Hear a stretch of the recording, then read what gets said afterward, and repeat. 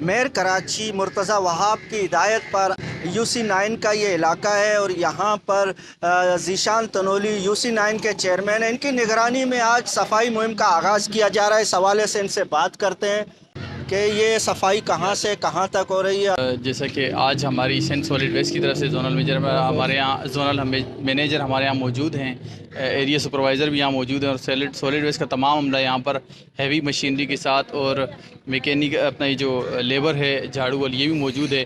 Mayor Karachi صاحب کی ہدایت پر میں یہ جو 13 یونین کونسل ہیں ان میں ہر 2 دن جو ہے وہ B شفٹ میں یہ صفائی کا آغاز کیا جائے گا. اور یہ جو گرینڈ آپریشن جو 40 سے زائد سینیٹری ورکر جو ہیں اور یہ گاڑیوں کے ساتھ ہیوی مشینری کے ساتھ یہ UC8 اور UC9 میں 2 دن 13 UCوں کے بعد ہر 2 دن جو ہے نا وہ ہر UCوں کو 2 دن کے لیے یہاں پر یہ آپریشن کیا جائے گا. یہ بات آپ نے بھی ہمارے علم میں لائی ہے تو ہم یہ اپنے زونل مینیجر کو اور سینٹ سالڈ ویسٹ کے DD کو ہم یہ بات بتائیں گے کہ اس طرح جو رکشے پرائیویٹ رکشے چل رہے ہیں اور متعلقہ تھانے کو بھی پہلے آگاہ کریں گے کہ ان مافیا سے ہماری جان چھڑائیں. شام 5 بجے سے ہمارا آپریشن اسٹارٹ ہو گیا کہ جس میں ہم 40 سینیٹری ورکر ایک UC کے اندر اور اپنی مشینری کے ساتھ جتنے ڈمپنگ پوائنٹ ہیں ہم ان کو کلیئر کر رہے ہیں.